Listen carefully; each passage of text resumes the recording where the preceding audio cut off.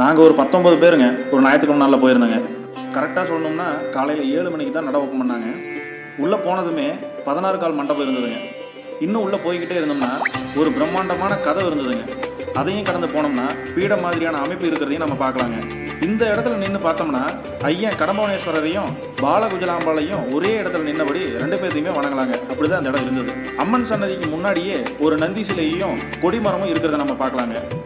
அந்த கொடிமரத்தில் ஒரு புறம் நந்தி உருவமும் இன்னொரு புறத்தில் பிள்ளையாரும் இன்னொரு புறத்தில் முருகப்பெருமானும் கடைசியாக இருக்கிற இந்த பக்கத்தில் சிவன் பார்வதி இருக்கிறதையும் நம்ம பார்க்கலாங்க. பார்க்கறதுக்கே ரொம்பவும் அருமையாக இருந்ததுங்க.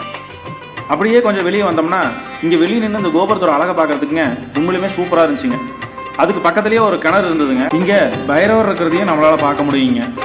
செடிகள்னு பார்க்கறதுக்கே கண்ணு குளிர்ச்சி அவ்வளோ அருமையாக இருந்ததுங்க. கோயிலுக்கு பின்புறமாக நடந்து போயிட்டே இருந்தோம்னா பின்னாடி 2 நாகங்கள் பின்னி இருக்கிற மாதிரி ஒரு சிலை இருந்துச்சுங்க.